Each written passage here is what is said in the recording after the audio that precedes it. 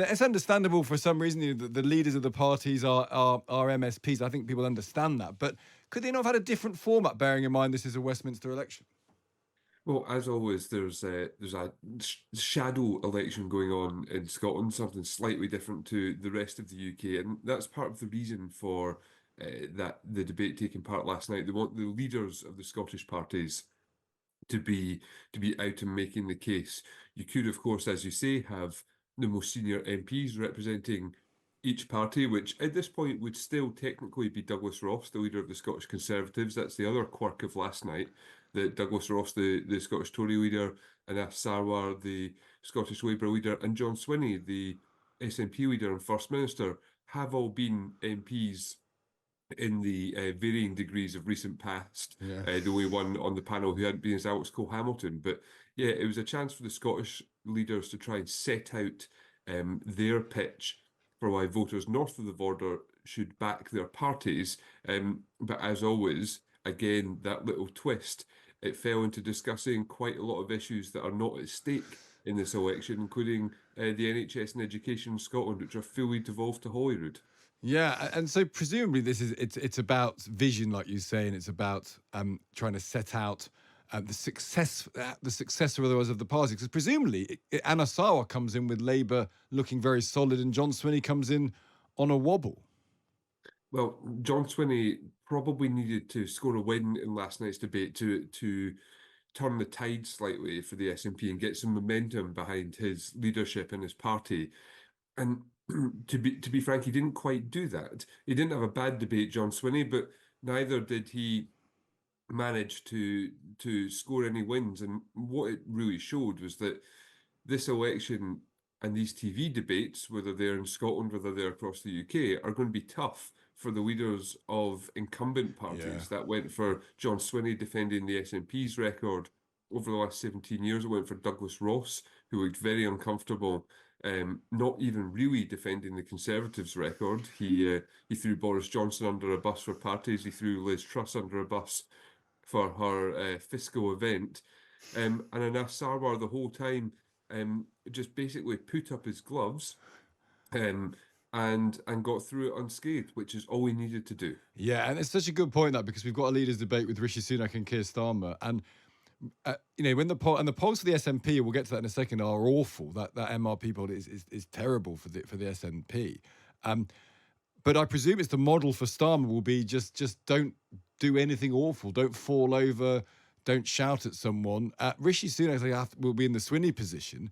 And presumably, it's hard to see what you can do in that situation. Even if you have an all right night, all right is not going to be good enough.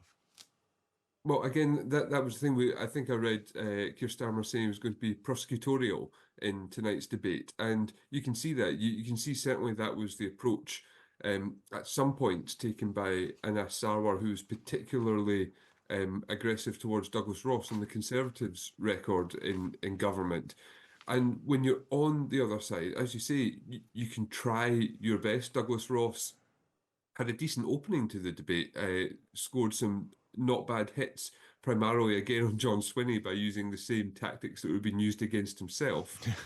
But ultimately, you have a record in government to defend, and for any party that's been in as long as the Conservatives and the SNP have, your opponents are going to find probably multiple things to have a go at, and it does make it tough in that situation. And how worried are the SNP? So this MRP survey, which we'll be talking about quite a lot today, it was out yesterday, is awful for the Conservatives. It has them on 140 seats versus 422 for Labour. It's a projected Labour majority of 194. That's bigger than Blair got in 97.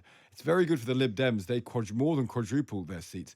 But almost the SNP goes in exactly the opposite. It's predicted to be 17 seats for the SNP. Is it sort of anything? We're trying to work out what's good or bad for the Conservatives. Is anything under 20 pretty disastrous for the SNP? Do you think? It's certainly not a great night. The thing that's most concerning for the SNP just now is the trend. It's not this one poll, which the MRP poll is roughly in line with where we've seen standard polls and see extrapolation from them in Scotland. But the worry for the SNP is that over the last wee while, support for them has been drifting downwards, while support for Labour has been tacking up at a roughly similar rate. And neither of those things have been dramatic. But when you look at the kind of charting of polls over the last few years, and you see that there was one point during a kind of peak Nicola Sturgeon, Labour were 40 points behind the SNP in the polls in Scotland, and now they're roughly somewhere around about 5-ish points ahead of them. Yeah. And that trend, not one individual poll, that trend is what worries the SNP, not just ahead of the general election, but more importantly for them, ahead of the Holyrood election in 2 years' time, which will decide who runs the Scottish Government. Yeah, and no sign yesterday of that necessarily changing in the debate. The debate didn't seem to shift anything. It didn't shift the dial, which is what John Swinney needed to do. Yeah. For leaders who argue for what they actually believe in. And I passionately believe independence is the best opportunity we have to build a more prosperous and a fairer country. My belief, of course, is not nearly enough. People are rightly looking for evidence that independence will boost living standards, protect the NHS, help us to build more houses and tackle the climate emergency. So here is the evidence. Westminster decision-making has meant austerity, Brexit, and a cost of living crisis being imposed on Scotland. Austerity from the Conservative government has been a curse that is inflicting significant damage on the NHS, on housing, and on other public services.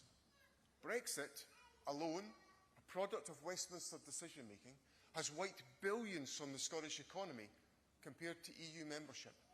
And it's pushed up food, mortgages and other household costs. Now, Labour knows all of this. Sir Keir Starmer is an intelligent man. He knows this is the effect of austerity and Brexit.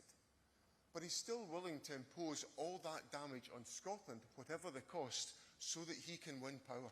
I'm sorry, but that's quite simply unforgivable.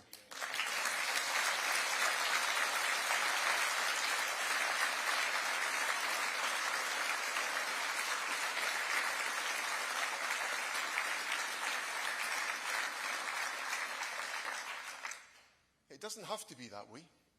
I've set out the benefits of taking decisions in Scotland for Scotland with the current powers of the Scottish Parliament. If we look at independent European countries similar to Scotland, like Denmark, Norway and Ireland, with full powers, we can see what is possible. Those countries are wealthier than the UK. They are fairer with greater equality. They have higher productivity and lower poverty. With all Scotland's resources, all our incredible renewables potential, all our brilliant universities, our industries, and above all, our people with all their talents, then why not Scotland?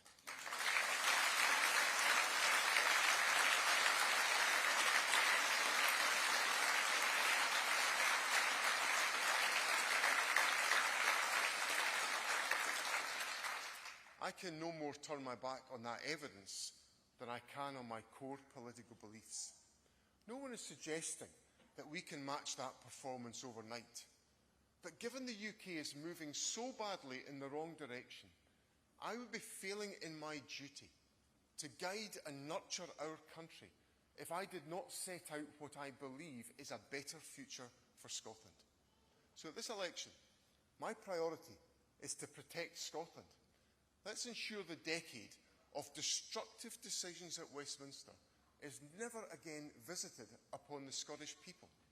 I ask people to vote SNP so that decisions can be made in Scotland for Scotland.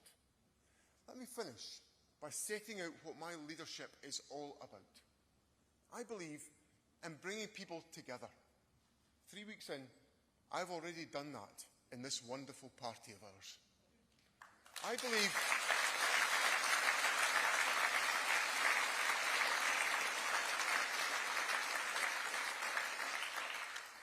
believe in a politics of persuasion, but if that is not possible, a politics of respectful disagreement.